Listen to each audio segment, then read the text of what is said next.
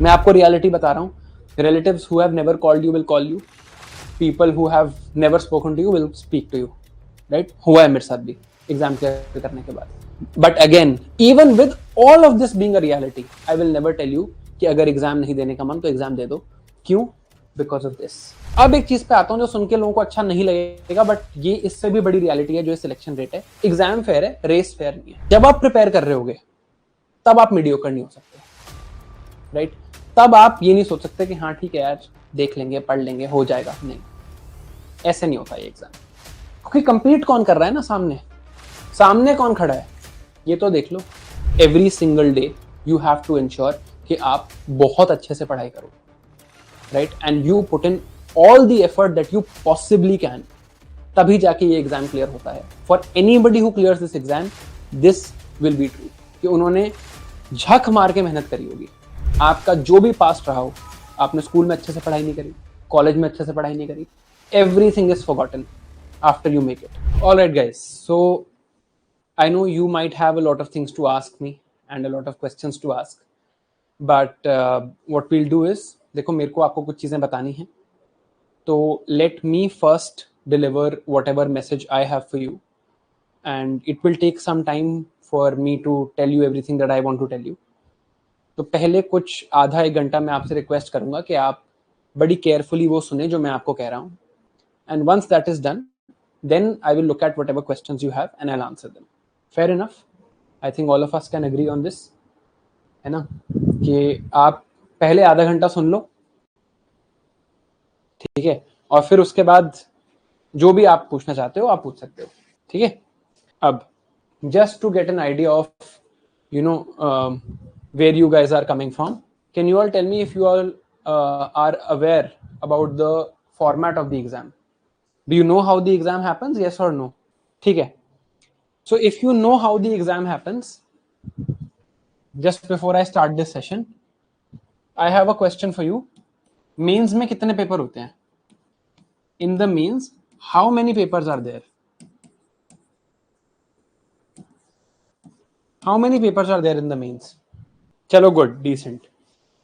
अगर आप सबको 9 पता है, मतलब आप सबको पता है, you have a broad idea. तो एक काम करते हैं, what we'll do is, अभी I will turn the chat off. ठीक है, मैं chat off कर रहा हूँ ताकि आप अगले 30 minutes के लिए with absolute attention मेरी बात सुन सको. Once you have heard whatever I have to say, then I will take your doubts. ठीक है.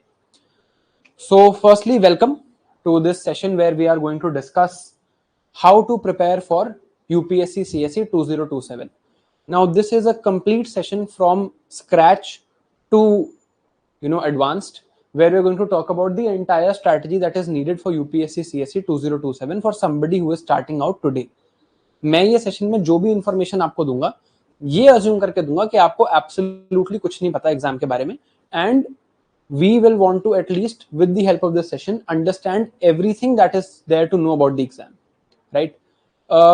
Some of you who are watching this might know me, some of you might not. तो मैं पहले थोड़ा अपने बारे में आपको बता देता हूँ. Let me tell you a little bit about me before I tell you what we are going to discuss, because अगर आपको मेरे बारे में नहीं पता होगा तो आपको ये कैसे पता चलेगा कि आपको मेरी बात सुननी चाहिए या नहीं, right? Just a second guys, just a second. So what we'll do is, I'll talk a little bit about me and I'll tell you what or where I'm coming from. ठीक है? Once we have discussed that, then I'm going to talk to you about this entire, you know, journey behind UPSC CSE. तो जिन लोग मेरे को नहीं जानते हैं उन लोगों के लिए मैं बता देता हूँ. I am Dr. Shivan, right? I am a doctor from, I have done my MBBS from Maulana Azad Medical College, New Delhi. This was after I got an All India rank 70 in NEET 2015. Okay.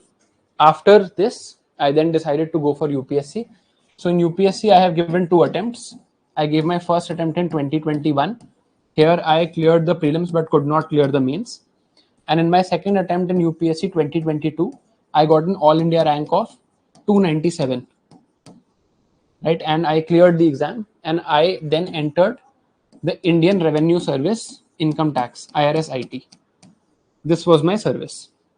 Okay, so this is my story, and it is important to tell you this before I start, so that you know that whatever I'm telling you is coming from a point of credibility. मैं आपको कोई भी ऐसी चीज नहीं बता रहा जो मैंने खुद एक्सपीरियंस ना की हो. मैंने एग्जाम के सारे स्टेजेस देखे हैं, एग्जाम क्लियर किया है, लवासना अटेंड किया है, right?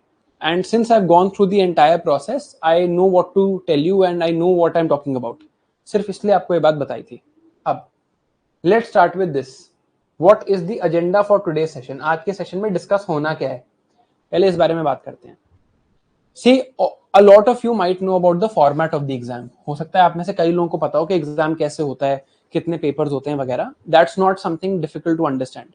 But a lot of you might not know the reality of this exam. कि यूपीएससी सीएससी की रियलिटी क्या है, एक्चुअली इसके पीछे क्या चल रहा है, right? This is something that we might not know. Then once we understand this reality, we will understand some broad principles behind preparing for UPSC CSE 2027. So these principles and a plan for UPSC CSE 2027 is something that we'll understand. We'll also understand कि एक हमारा एक ideal day और ideal week कैसा दिखना चाहिए, right? What should an ideal day look like? What should an ideal week look like? And also how one is supposed to read NCERTs. NCERTs पढ़ने का तरीका क्या है और क्या एक्चुअली NCERTs पढ़नी चाहिए, क्या न्यूज़पेपर पढ़ना चाहिए, राइट? जो भी एक चीजें आप देखते हो, राइट, कि सब्जेक्ट्स कैसे पढ़ने होते हैं, फाउंडेशन सब्जेक्ट्स को कैसे पढ़ना होता है, कॉलेज में प्रिपरेशन करने के लिए क्या करना होता है, वर्किंग प्रोफेशनल हो तो पढ़ने के लिए क्या करना होता है, राइट? आंसर राइटिंग कब करनी होती है, न्यूज़पेपर पढ़ना होता है या नहीं, फाउंडेशन कोर्स आपको ज्वाइन करना चाहिए या नहीं करना चाहिए, करना चाहिए तो कब करना चाहिए, कैसे करना चाहिए, ये सारी बातें हम डिस्कस करेंगे आज. ठीक है, so without any further ado let's get started. So मैंने आपको बताया that I have cleared the exam myself in 2022 and I got an all India rank of 297. First I want to talk to you about the reality of this exam, right? Which is something most people don't know, right? Format सबको पता है, ये बात सबको पता है कि हाँ 0.1% का सिलेक्शन रेट है, approximately 10 lakh people give the exam, 1000 will get selected. ये भी 1000 वो हैं जो सारे कैटेगरीज को मिला के मैं बोल रहा हूँ. अगर जनरल कैटेगरी की बात करें तो इसमें जनरल कैटेगरी के 400 लोग सिलेक्ट होंगे, and these are then all services, right? इसमें Indian corporate law service, information service, trade service भी इंक्लूडेड है. अगर मैं बिल्कुल टॉप की जो सर्विस हम सब चाहते हैं IAS उसकी बात करूं, या मैं IAS, IPS, IRS, IFS 4 top की सर्विसेज की बात करूं, तो this would be somewhere in the top 300. और अगर आपको IAS बनना है जनरल कैटेगरी से तो top 72. This is the ratio, right? तो of course it's the toughest exam in the world, there is no doubt about it. But अब एक चीज पे आता हूं जो सुन के लोगों को अच्छा नहीं लगेगा, बट ये इससे भी बड़ी रियलिटी है जो सिलेक्शन रेट है. एग्जाम फेयर है, रेस फेयर नहीं है. जो कंपटीशन है ना हमारे आसपास में, जैसे जितने भी लोग इस सेशन में आप उनके नाम पढ़ पाओगे चैट बॉक्स में, ये सब लोग प्रिपेयर कर रहे हैं 2027 के लिए. ठीक है, तो ये सब लोग आपका कंपटीशन है. बट क्या ये फेयर कंपटीशन होने वाला है? Let me give you an example. एक स्टोरी से एग्जांपल देखते हैं. ठीक है, मेरी एक बैचमेट है जिन्होंने मेरे साथ ही एग्जाम क्लियर किया था यूपीएससी सीएसई 2022 में. ठीक है, 2022 में उन्होंने एग्जाम को क्लियर किया था मेरे साथ ही. तब उनको जो सर्विसेज मिली उस सर्विस से वो खुश नहीं थी. मैं नाम नहीं बताना चाहूंगा किसी का यहाँ पे, ठीक है, but the story is true and you can check it out. मतलब अगर आप थोड़ी रिसर्च करोगे तो आपको समझ भी आ जाएगा किसकी बात हो रही है. ठीक है, 2022 में उन्होंने एग्जाम क्लियर किया, but she was not very happy with the service she got. ठीक है, उन्हें सर्विस से खुशी नहीं हुई. अब 2022 में मैंने भी एग्जाम क्लियर किया, उन्होंने भी एग्जाम क्लियर किया. इंसिडेंटली हम लबासना में बिल्कुल साथ साथ बैठते थे. तो क्या हुआ, 2023 में हम लबासना गए, वो भी गई मैं भी गया, हम दोनों ने लबासना अटेंड किया. ठीक है, अब लबासना अटेंड करने के बाद उनके पास एक ऑप्शन था कि गवर्नमेंट आपको ये ऑप्शन देती है, जैसे मेरे पास भी ऑप्शन था. मैं IRS में हूं, गवर्नमेंट कहती है 1 साल की छुट्टी ले लो, take 1 year leave. Obviously government will not pay you any salary in that 1 year. Take 1 year leave and you can give the exam again. तो 2023 में लबासना अटेंड करके आई थिंक हम नवंबर के आसपास वापस आए थे. तो नवंबर में उन्होंने कहा ठीक है मैं तो 1 साल की छुट्टी ले रही हूँ. तो नवंबर में she decided to take a 1 year leave. ठीक है, अब इस 1 year लीव की कंडीशंस क्या होती हैं कि जिस भी सर्विस की एकेडमी में वो थी, जैसे IRS की खुद की एक एकेडमी है, जिसका नाम है national academy of direct taxes. Police की खुद की एक अकेडमी है जिसका नाम है आईपीएस की, जिसका नाम है नेशनल पुलिस अकेडमी, राइट। तो उनको था कि अपनी अकेडमी में अगले साल नवंबर में, इन नवंबर, ये 2023 चल रहा है ना, तो नवंबर 2024 में उनको अपनी अकेडमी में वापस आना था। एक साल छुट्टी थी, जो करना है करो, आपकी सर्विस नहीं जा रही। जिस सर्विस में आप हो, जैसे मैं आईआरएस में था, तो आईआरएस तो मेरे पास है ही, वो कहीं नहीं जाएगा, ये एक साल की छुट्टी है, right. But of course salary भी नहीं मिल रही। क्यों लेते हैं एक साल की छुट्टी? अटेम्प्ट देने के लिए, and government is also giving you this leave so that you can give the exam again. तो अभी 2024 में उन्होंने फिर से एग्जाम दिया, ठीक है। प्रीलिम्स क्लियर किया, मेंस क्लियर किया। मेंस होता है कब? अराउंड अगस्त। अगस्त में उन्होंने मेंस दिया, मेंस क्लियर किया, नवंबर में वापस अपनी एकेडमी चली गई। फिर उन्होंने इंटरव्यू दिया, इसके बाद मेंस क्लियर करने के बाद उन्होंने इंटरव्यू दिया, और उनकी जो ऑल इंडिया रैंक आई इस बार, वो टॉप 50 में थी। So she got a top 50 all India rank, right? And she became an IS. This is such an inspirational story, है ना? बहुत बढ़िया बात है। This is a great thing that she did, right? बहुत मेहनत लगी होगी ये करने में, obviously लबासना जाने के बाद बैठ के पढ़ी होंगी, बहुत मेहनत करी होगी। अब आप खुद को कंसिडर करो एक बार, अगर आप 2024 में एग्जाम दे रहे होते हैं, ठीक है, अगर आप 2024 में आप एग्जाम दे रहे होते और आपका फर्स्ट अटेम्प्ट होता, तो कोई ऐसा जो पहले लबासना जा चुका है, जो पहले एग्जाम में सिलेक्ट हो चुका है, हो सकता है आपके साइड वाली सीट पे बैठ के मेंस दे रहा होता। And these are the people you have to compete with every year in this exam। 100 IAS officers, 180 IAS officers get selected. मैं सारी कैटेगरीज मिला के बता रहा हूं, ठीक है। 200 IPS officers get selected, around 200 IRS officers get selected, यही नंबर है। आउट ऑफ दीज 400 पीपल जो IPS और IRS में हैं, ये लोग फिर से एग्जाम देते हैं। क्यों? क्योंकि सबको IAS बनना है, या एटलीस्ट मोस्ट लोगों को बनने की ख्वाहिश होती है। Because if you look at the IAS, right, it has an undisputed advantage, a predominant strategic position as far as the governance of this country is considered। ठीक है, उस पर भी आएंगे। तो ये जो दो लोग हैं, 200 IPS ऑफिसर्स, 200 IRS ऑफिसर्स, इनमें से आधे, so around 100 IPS and 100 IRS are now attempting the exam again. आप लोग 2027 में एग्जाम दोगे, 2027 में भी ये सेम चीज दोबारा होगी। अब कहां से फेयर है ये? आपके लिए तो बिल्कुल फेयर नहीं है, आपने तो स्टार्ट किया होगा, right. There was a very famous IAS officer जो ऑल इंडिया रैंक 1 थी कुछ साल पहले, नाम अगेन नहीं लूंगा। कुछ साल बाद देखा गया कि उनकी जो यंगर सिस्टर थी, she also got a rank in the top 20। कैसे फेयर है ये? बिल्कुल फेयर नहीं है।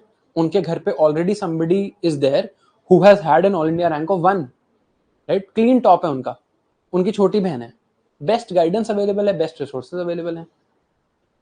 ऐसे बहुत लोग हैं जिनके पेरेंट्स IAS में हैं, IPS में हैं, और उनके बेटे प्रिपेयर कर रहे हैं। There is no shortage of guidance, no shortage of mentorship, no shortage of resources, right. Exam सबके लिए सेम है। कहने के लिए ये फेयर है, कहने के लिए तो हाँ भाई एक एग्जाम है, but the race is not fair because everybody is not starting from the same point, right. जब मैंने भी 2022 में एग्जाम दिया होगा, तब ये सेम कहानी मेरे साथ भी हुई होगी। There must have been somebody जो पहले से सर्विस में होगा, जो दोबारा एग्जाम दे रहा होगा मेरे साथ, but I would have written better answers than him or her to get selected in this year, and this has to happen every year. तो ना ही ये आसान है। ये 0.1% का सिलेक्शन रेट देख के जब हम एक प्रिपरेशन स्टार्ट करते हैं, तो हमें लगता है क्या हो गया, अगर 1000 ही लोग सिलेक्ट होते हैं तो क्या हो गया, मुझे तो एक ही सीट चाहिए। ट्रू, मुझे एक ही सीट चाहिए, बट सामने कौन है, ये रियलिटी आपको देखना जरूरी है। And that is why it's a tough race, it's a very comparative race. There are people who have gone through the entire process before, जो पूरा एग्जाम निकाल के लबासना होके आ चुके हैं, राइट, और फिर भी वो एग्जाम दे रहे हैं, ठीक है। मेरे आज भी 4 अटेम्प्ट बचे हैं, ठीक है। If I want I can give the exam again, how is it fair? मैं सिलेक्ट हो चुका हूं पहले, ठीक है, मैं लवासना होके आ चुका हूं, बट फिर भी ऐसे लोग हैं जो पेपर दोबारा देते हैं, ऐसे लोग हैं जिनके पेरेंट्स ब्यूरोक्रेट्स हैं, ऐसे लोग हैं जिनके भाई बहन ब्यूरोक्रेट हैं और वो एग्जाम दे रहे हैं। I don't have a younger brother, but अगर होता he would have had the best guidance. मैं खुद बैठ के पढ़ाता उसको personally every single day, right.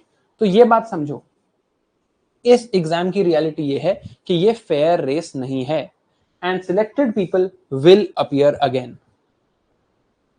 इस कंडीशन के साथ जब ये दोनों बातें ट्रू हो जाती हैं कि यार फेयर रेस नहीं है एंड सिलेक्टेड पीपल जो हैं दे विल अपीयर अगेन, जब ये दोनों बातें, you know, when these two things are true together, what does it mean? It means that there is no scope of mediocrity. Mediocre लोगों के लिए ये एग्जाम नहीं है। This mediocrity is not your background. Confuse मत करना, आप कहोगे कि सर मैं तो उतने अच्छे कॉलेज से नहीं हूं, मैं उतने अच्छे स्कूल से नहीं हूं, तो क्या मेरे लिए नहीं है? नहीं, ये नहीं बोल रहा हूं मैं। Be very clear, this is not what I am saying. I am saying कि जब आप प्रिपेयर कर रहे होगे तब आप मीडियोकर नहीं हो सकते, राइट। तब आप ये नहीं सोच सकते कि हाँ ठीक है यार, देख लेंगे, पढ़ लेंगे, हो जाएगा। नहीं, ऐसे नहीं होता ये एग्जाम, क्योंकि कंपीट कौन कर रहा है ना, सामने सामने कौन खड़ा है ये तो देख लो। तो जब आप प्रिपेयर कर रहे हो, you have to be at the top of your game every single day. Every single day you have to ensure कि आप बहुत अच्छे से पढ़ाई करो, right, and you put in all the effort that you possibly can. तभी जाके ये एग्जाम क्लियर होता है। For anybody who clears this exam, this will be true कि उन्होंने झक मार के मेहनत करी होगी, right? They would have put everything aside and just worked hard because the exam is not fair. आपके सामने जो लोग खड़े हैं वो हो सकता है बहुत academically brilliant हो, आपको उनको हराना है. It's not going to be easy, right? And that is how this exam is structured. So whenever you take the, देखो मैं कभी किसी को नहीं कहता कि एग्जाम दे दो, मैं कभी नहीं कहता, मैं आप कभी नहीं सुनोगे आप मैंने कभी किसी को कहा आपको एग्जाम देना है, आपको निकालना है, आप आईएएस बनोगे, नहीं, because I don't believe in this fake motivation. मुझे पता है क्योंकि मैं खुद रह चुका हूं ना अंदर सर्विस के, तो मुझे पता है कितना मुश्किल है. Decision of giving the exam should be yours, ठीक है. Yes, there is no doubt that the civil services offers one of the best careers in the country, ठीक है. हम जब सिविल सर्विसेज की तरफ जाते हैं, मैं भी जब कॉलेज में था मैं ऐसे सोचता था कि यार ठीक है, घर मिल जाएगा, गाड़ी मिल जाएगी, you know, I will have people to help me. We should never call them servants, by the way. I will have people to assist me. हम अपना काम कर रहे हैं, वो अपना काम कर रहे हैं, है ना. And I will have a good office. But ये कुछ भी नहीं है. This is not what the civil services is about. The civil services is about making a change. It's about making a difference in the country. It's about contributing to the governance of the country. It's about leading a huge workforce. It's about disproportionately being successful. आप 27-28 साल की उम्र में you are going to command maybe 10,000 people at once. कई जो आपसे double से ज्यादा होंगे एज में, उनको भी, right? You might be leading a district and, you know, directing everything in that district. तो ये डिसप्रोपोर्शनेट सक्सेस अगर आपको एक यंग एज पे चाहिए तो सिविल सर्विसेज उसका एक बहुत अच्छा तरीका है. बट मैं फिर भी आपको नहीं कहूंगा कि सबको एग्जाम देना चाहिए क्योंकि टफ इतना है. देखो, जो भी चीज लाइफ में अच्छी है, राइट, उसके लिए हमेशा बहुत लोग कंपीट करेंगे. तभी सबको पता है 1000 सीटें हैं, तब भी 10 लाख लोग पेपर देते हैं, 12 लाख लोग पेपर देते हैं. क्यों? क्योंकि डिसप्रोपोर्शनेट बेनिफिट है, right. Nothing can elevate your career as much as this exam can. मतलब एटलीस्ट कोई और एग्जाम नहीं है, ठीक है. हाँ, आप कुछ और कर लो, आप अपने घर के बैकयार्ड में जाओ और वहां पे चांदी पड़ी हो तो अलग बात है, सिल्वर का रेट भी बढ़ रहा है आजकल, right. But otherwise through an exam, through an academic exercise, nothing else can elevate your career the way this exam can. ठीक है. आपका जो भी पास्ट रहा हो, आपने स्कूल में अच्छे से पढ़ाई नहीं करी, कॉलेज में अच्छे से पढ़ाई नहीं करी, everything is forgotten after you make it. मैं आपको रियलिटी बता रहा हूँ. Relatives who have never called you will call you. People who have never spoken to you will speak to you, right. हुआ है मेरे साथ भी एग्जाम क्लियर करने के बाद. But again, even with all of this being a reality, I will never tell you कि अगर एग्जाम नहीं देने का मन तो एग्जाम दे दो.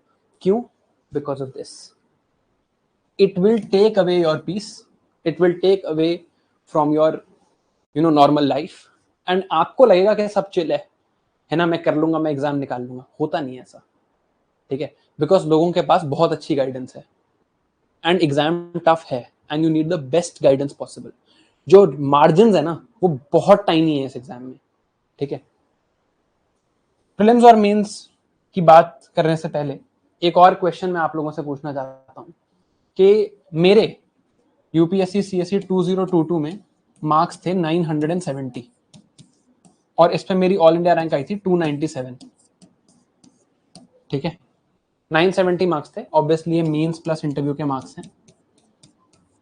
दिस इज 970 आउट ऑफ 2025, तो हाफ मार्क्स भी नहीं थे मेरे, ठीक है। अब ये 970 कैसे आए हैं? 7 मेंस के पेपर्स और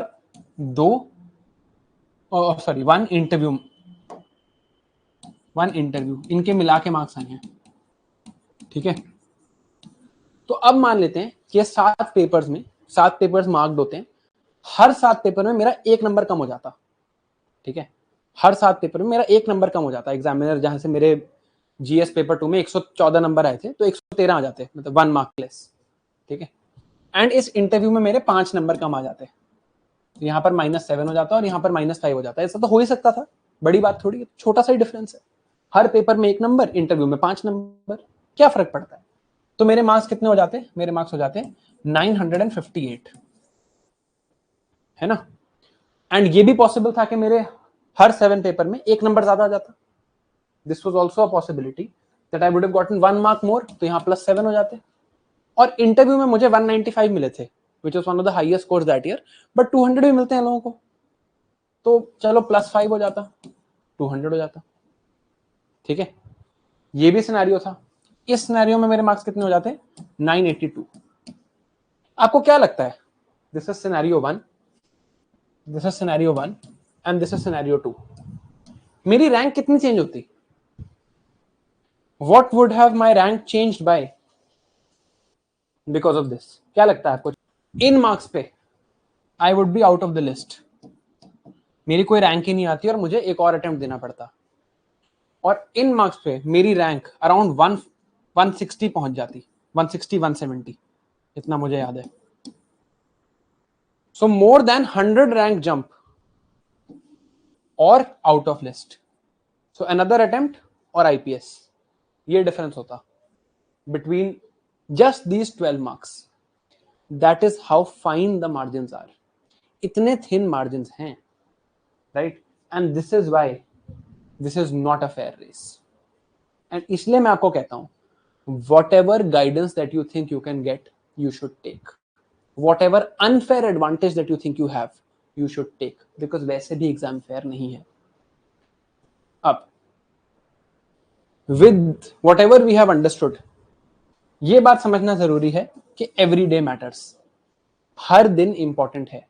कभी भी आप ये मत सोचिए कि मेरे पास बहुत ज्यादा टाइम है। आपको अभी लग रहा होगा यार मेरे को तो 2027 में पेपर देना है, have a lot of time. है नहीं ऐसा, क्योंकि 2027 में वो लोग भी तो पेपर देंगे जो 2025 में एग्जाम क्लियर करेंगे। जो इस साल के रैंकर्स होंगे वो दोबारा पेपर देंगे, उनसे ज़्यादा टाइम थोड़ी है, वो तो पहले ही 2 साल से पढ़ रहे हैं। कोई अपना लास्ट अटेम्प्ट भी दे रहा होगा जो 5 साल से पढ़ रहा है। तो it's not the same start for everybody every year. Second, you will make mistakes. मैं ऑनेस्टली बता रहा हूँ, even if you were my younger brother, younger sister and you were sitting here, और मैं आपको कहता कि यार रोज मैं ही आपको पढ़ाऊंगा, मैं ही आपको एक एक चीज बताऊंगा, तो भी आप गलतियां करते हैं, right? That is how this exam is. And since you will make mistakes, right, you need to value your time. कुछ चीजें आप सिर्फ गलती करके ही सीख सकते हो, there is no other opportunity, right? With these two things and with the reality that we know, 2 conclusions हम draw कर सकते हैं कि जो भी चीज आपके चांसेस को रिड्यूस करती है उसको आपको अवॉइड करना चाहिए, और जो भी चीज आपके चांसेस को हेल्प करती है उसको आपको फॉलो करना चाहिए। Anything that reduces your chances of making it, you need to avoid. Anything that helps your chances of making it, you should do. जैसे wasting time on Instagram or Netflix will reduce your chances, so you should avoid it. जितना time आप YouTube, Netflix, Instagram इन सब पे लगा रहे हो, right, अगर आप YouTube पे पढ़ नहीं रहे हो तो like that's an exception, but other than any UPSC videos that you are watching, वो आपका चांस कम कर रही है और मार्जिन बहुत थिन है। हो सकता है उस दिन आप कुछ पढ़ लेते जिससे आपका एक नंबर बढ़ जाता और आपकी सर्विस अपग्रेड हो जाती, right? So always keep that in mind, right?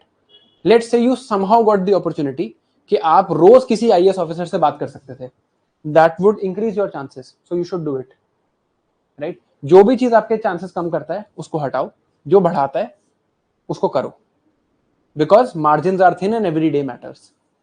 अब ब्रॉड प्रिंसिपल्स कि हमें करना क्या चाहिए। सबसे पहले there are 3 different stages in the exam, ठीक है? 3 अलग अलग स्टेजेस हैं, तो उन तीनों की निटी ग्रिटीज आपको पता होनी चाहिए, राइट? हर स्टेज में एक डिफरेंट स्किल चाहिए। अगर मैं क्रिकेट टर्म्स में बात करूं, राइट, इंडिया मैच हार गई है वैसे आज, तो क्रिकेट टर्म्स में नहीं करनी चाहिए बात, बट फिर भी क्रिकेट टर्म्स में बात करूं तो prelims is like a one day, mains is like a test match, and interview is like a T20. So the 3 format of the game, the 3 stages of the exam require very different skills.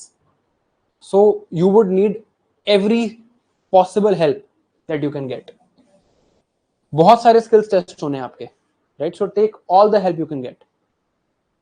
Throughout this journey, always prioritize conceptual clarity over rote learning. Rote learning को थोड़ा पीछे करो, conceptual clarity को थोड़ा आगे रखो। हमेशा इस चीज को आप ध्यान में रखो, राइट? कुछ भी चीज जो आपने रटी है वो एक पॉइंट के बाद आपको भूल जाएगी। At some point you will forget it. This exam is broadly a study of India, right? And India में बहुत चीजें ऐसी हैं जो मैन मेड हैं जो हम पढ़ रहे हैं। फॉर एग्जाम्पल, हमें इंडियन कॉन्स्टिट्यूशन को पढ़ना है, कुछ बहुत इंटेलिजेंट लोगों ने बैठ के कॉन्स्टिट्यूशन लिखी है, राइट? तो कुछ सोच के लिखी होगी ना। It would be better if I can understand their thought process rather than trying to mug up what they have written, है ना? अगर मुझे इकोनॉमी के कॉन्सेप्ट्स पढ़ने हैं कि यार इकोनॉमिक पॉलिसी ऐसे बनती है, तो कुछ बहुत इंटेलिजेंट लोग साथ मिलके इकोनॉमिक पॉलिसी बना रहे हैं। It would be better if I could understand how these people are thinking as compared to trying to mug up what they have thought about, right? अब पूरे एग्जाम जर्नी में there are only 2 things जो UPSC आपको खुद बताता है। What are those? Syllabus and previous year questions. इनका साथ कभी मत छोड़ना। मेरे से भी ज्यादा these people are your best friends, क्योंकि जो सिलेबस और पीवाईक्यू से आपको पता चलेगा वो आपको किसी और तरीके से पता नहीं चल सकता। So they are your best friends, never forget them, ठीक है? अब अगर आपको 2027 में एग्जाम देना है, मैं आपको अभी बता देता हूं, forget everything else can wait, this needs to be your number 1 priority. सब कुछ साइड कर दो, ये प्रायोरिटी नंबर 1 है, ठीक है? Always be curious and willing to learn. आपके सामने जो खड़े होकर कोई कुछ बता रहा है, understand that they know something that you don't, right? And हो सकता है आपको वो पर्सन बिल्कुल पसंद ना हो कि अरे यार इससे सीखना पड़ रहा है, राइट? ये मेरा फ्रेंड है, बताओ, मैं बिल्कुल पसंद नहीं करता है इनको, बट इनसे सीखना पड़ रहा है, सीख लो। बिकॉज एक ऑब्जेक्टिव मीट कर रहे हैं हम। क्या है वो ऑब्जेक्टिव? कि हमें एग्जाम निकालना है। Always keep that in mind, exam निकालना है। जो चीज लग रही है एग्जाम के लिए रेलेवेंट नहीं है, हटा दो, ठीक है? अगर आपको ये सेशन भी लग रहा है कि यार एग्जाम के लिए रेलेवेंट नहीं है, पता नहीं क्या बोल रहे हैं, मुझे कुछ फायदा नहीं होगा इससे, बंद कर दो, अभी बंद कर दो, ठीक है? The only point is take that decision carefully. अगर एग्जाम के लिए जो रेलेवेंट नहीं लग रहा वो सब हटाओगे, तो फिर नेटफ्लिक्स भी हटाओ, फिर इंस्टाग्राम भी हटाओ, और पहले वो चीजें हटाओ जो आपको प्लेजर दे रही हैं और आपको पता है कि एग्जाम से बिल्कुल कनेक्टेड नहीं है। Remove them as much as possible, तब भी पूरा नहीं हटेगा, राइट? अब कुछ लोग होंगे जिसको मैं कहता हूँ लूजर मेंटालिटी। वो ये बात सुनते ही पता है क्या कहते हैं? वो कहते हैं बट सर ब्रेक भी तो लेना होता है। अगर this is what is coming to your mind ना, इसे this is typical loser mentality. These people never win in life, ठीक है? बिकॉज इनको होता है, इनको सबसे पहले कुछ भी बोलो तो इनको होता है अरे लेकिन ये भी तो होता है, अरे लेकिन वो भी तो होता है। भाई टफ है एग्जाम, ठीक है? You also understand, if you are smart, if you have a winner's mentality, you will know कि हाँ यार ऑब्वियसली मैं ब्रेक तो लूंगा ही, मैं रेस्ट तो करूंगा ही। ये थोड़ी कह रहे हैं कि भाई 12 घंटे 24 घंटे में से 24 घंटे बस पढ़ाई कर लो, right? But you have to be smart and understand what I am trying to tell you. And lastly and probably most importantly, be boring. एक बहुत ही कंसिस्टेंट एफर्ट की रिक्वायरमेंट है। रोज आपने उठना है, 8 से 10 घंटे पढ़ना है, every single day, subjects interesting है, उसमें अगर आपको मजा आने लग जाए तो उससे बढ़िया तो कुछ नहीं है, राइट? मजा भी कब आएगा? जब आप कंसेप्चुअली पढ़ोगे, जब आप समझ के पढ़ोगे, then it will be like अच्छा ऐसे भी होता है, you will be learning that knowledge. और अगर आप रट के पढ़ोगे तो आपको और बेकार लगेगा और आपका मन नहीं करेगा। But even when you are enjoying it, you will have to be boring because you have to be consistent. Be boring is something Virat Kohli says. Do the same thing every single day. Because, and I want all of you to read this line very carefully. ये line पढ़ो. Someone else is constantly working to take your dreams away from you. कोई constantly काम कर रहा है, constantly. Every, right now also they are studying. ताकि आप अपनी dream of entering the civil services ना reach कर पाओ. ये reality है. और वो लोग आपके साथ ही बैठे हैं. राइट? इस सेमिनार में जितने भी लोग हैं, सबको वही सीट चाहिए जो आपको चाहिए। Now one of them might take away what you want, right? इस कंपेटिटिव सिनेरियो में हो आप, पहले रियलाइज करो आप खड़े कहां हो। Then what should you not do, ऐसा क्या है जो हमें नहीं करना चाहिए, ठीक है? पहला, क्विक सॉल्यूशंस नहीं एग्जिस्ट करते। जहां भी आपको लगे ना अरे यार ये मैं जल्दी से कर लूंगा, ऐसे हो जाएगा, ये फीलिंग बहुत बार आएगी through out your journey, but जहां भी आए, you just understand that this is going to ruin your attempt, right? Second most common mistake, multiple books and no revision. This is what people do. बहुत सारी books उठा लेंगे, revise उनको करेंगे नहीं। Always understand, one book, even if it's the smallest book, read multiple times is much much much better than this scenario, right? Third, taking advice from non credible people. जो देखा उससे advice ले ली, जो कुछ बोल रहा है उसकी सुन ली। लाइब्रेरी में भैया बैठे हैं, पता नहीं आज तक उन्होंने प्रिलिम्स भी नहीं निकाला है, ठीक है? उन्होंने आके बोला अरे ये किताब पढ़ रहे हो, वर्ल्ड हिस्ट्री के लिए तो वो किताब पढ़नी होती है, और तुमने अपनी बुक चेंज कर दी। अरे यूपीएससी दे रहे हो, पहले स्टेट पीसेस तो दे दो, फिर स्टेट पीसेस के लिए पढ़ने लग गए। किसी ने कहा ये स्ट्रैटेजी ठीक नहीं है, ये वाले सब्जेक्ट से पढ़ो या ये वाले टीचर से पढ़ो, आपने अपना टीचर चेंज कर दिया। Taking advice of people who are not credible and who are not invested in your success, ठीक है? देखो, you can think I'm a good person and I'm invested in your success, or you can think I'm a bad person and I'm invested in your success, right? And I'm not invested in your success. आप ऐसे कुछ भी सोच सकते हो, but इससे कुछ लेना देना नहीं है। अगर आप मेरे से पढ़ रहे हो and you make it, right, तो मुझे खुशी होती है, and that is why I'm invested in your success. तो आप मेरे से एडवाइस ले सकते हो, बिकॉज मेरा कोई भी मोटिव नहीं है, या कुछ भी मुझे नहीं मिलेगा अगर आप सक्सीड नहीं करोगे तो, और मुझे सब कुछ मिलेगा इंक्लूडिंग फाइनेंशियल गेन्स अगर आप सक्सीड करोगे तो, right? So I am consistently invested in your success, consistently, right? मैं रोज चाहूंगा कि आप सक्सीड करो। तो आप ऐसे लोगों से एडवाइस ले सकते हो जो आपको पता है, जैसे आपके पेरेंट्स हैं, they will always want your success, they will always want the best for you, right? उन्हें क्या मिलेगा कि आपको आपके लिए बेस्ट ना मिले, right? And they have to be credible. जिससे भी एडवाइस ले रहे हो उनसे पहले पूछो तुमने क्या किया है। अगर उन्होंने कुछ नहीं किया तो उनसे एडवाइस मत लो, ठीक है? You are not accountable to anyone, आपको किसी को जवाब नहीं देना। You only have to be accountable to yourself. बाकी सब साइड में हटा दो, ठीक है? कोई एडवाइस दो, उन्हें बोलो यार तुमने क्या किया, और तुमने कुछ नहीं किया तो चुप रहो, मैं देख लूंगा।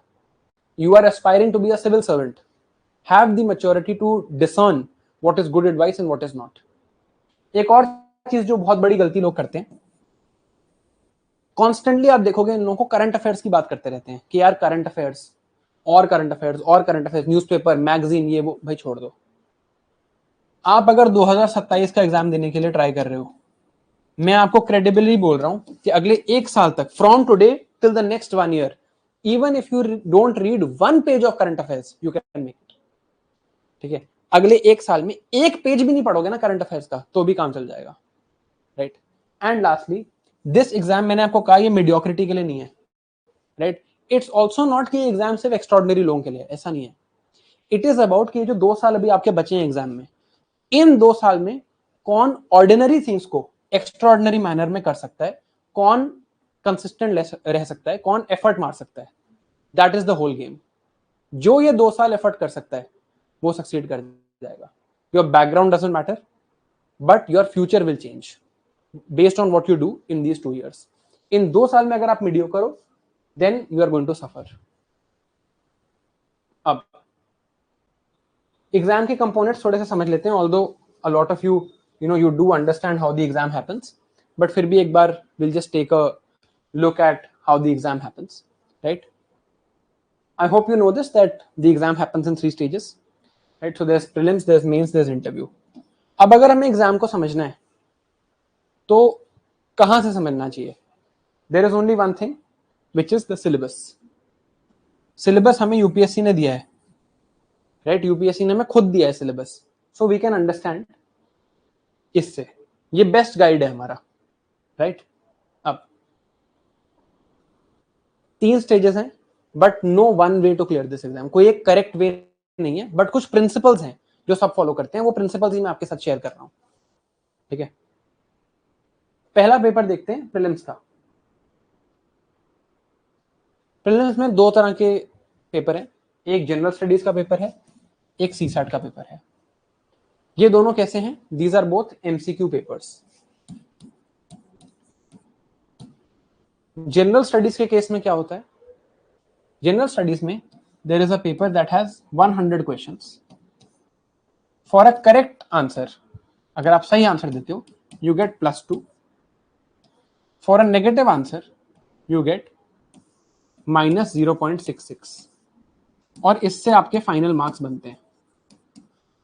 Depending on correct answer in MCQs, you get +2, and on a negative wrong answer you get -0.66। Obviously 100 question है तो मैक्सिमम मार्क्स हो सकते हैं 200। और इसकी ड्यूरेशन, ये सिलेबस का स्क्रीनशॉट है, ड्यूरेशन है 2 आवर्स की, राइट? आपको क्या लगता है कि जनरल कैटेगरी में, ऑब्वियसली कैटेगरी वाइज एक वेरिएशन होगी, जनरल कैटेगरी में इस एग्जाम को क्लियर करने के लिए कितने मार्क्स चाहिए? कितने मार्क्स चाहिए? अगर मैं पिछले 3-4 साल का डेटा देखूं, ऑब्वियसली 2025 का भी आया नहीं है, I would say around 90 marks is what is required. अगर आप 90 मार्क्स ले लोगे तो बात बन जाएगी। How are these 90 marks decided? क्या यूपीएससी ये 90 मार्क्स डिसाइड करता है? नहीं। यूपीएससी की प्रोसेस यहाँ पे क्या है वो समझते हैं। यूपीएससी कहता है यार कि जितने भी लोगों ने एग्जाम दिया है, राइट? मान लो 10 लाख लोगों ने एग्जाम दिया है, तो 10 लाख में से 10 लाख लोगों की एक रैंक निकालते हैं, सबकी रैंक निकालते हैं, रैंक 1 टू रैंक 10 लाख, सबकी रैंक निकालते हैं, और कहते हैं जो टॉप 10,000 है उनको ले आओ, वो लोग मींस देंगे। The top 10,000 or top 13,000 will come and give means. Of course, this is again based on various categories. तो कुछ सीट्स जनरल कैटेगरी की हैं, बाकी कैटेगरीज की हैं, etcetera, right? So that's what they do. इनको सॉर्ट करते हैं रैंक वाइज और एक लाइन खींच देते हैं कि इसके ऊपर 10,000 जो लोग हैं वो मेंस देंगे, प्रोवाइडेड कि आपने सीसैट क्लियर किया हो। The second paper is CSAT. अगर आपने सीसैट को क्लियर किया हो, सीसैट के पेपर में इंग्लिश आती है और मैथ्स आती है। Here also it is a paper of 200 marks, but थोड़ा डिफरेंट है, यहाँ पर 80 क्वेश्चन होते हैं। करेक्ट आंसर के लिए आपको मिलते हैं +2.5 मार्क्स, और रॉन्ग आंसर के लिए आपको मिलते हैं अगेन -0.75 मार्क्स, एंड आपको 33% मार्क्स लेने हैं बस। This is what you have to get. You have to get 33% marks to qualify, right? बहुत लोग हर साल सिर्फ इस एग्जाम की वजह से फेल होते हैं, तो don't take it lightly, it's not easy. UPSC लिखता है कि क्लास 10th लेवल पे, क्लास 10th लेवल पे आपको पढ़ना है। That's not true. इससे बड़ा झूठ आज तक बोला ही नहीं गया कि क्लास 10th लेवल पे होता है सीसैट, नहीं होता, ठीक है? टफ होता है, पढ़ना पड़ता है। अब जनरल स्टडीज का जो पेपर है प्रीलिम्स में, उसमें ये सब्जेक्ट्स आते हैं। ऊपर के सिलेबस के स्क्रीनशॉट को यहां पर लिखा हुआ है, nothing new is written. Geography, polity, economy, modern history, ancient medieval history, science and tech, environment and current affairs, ठीक है?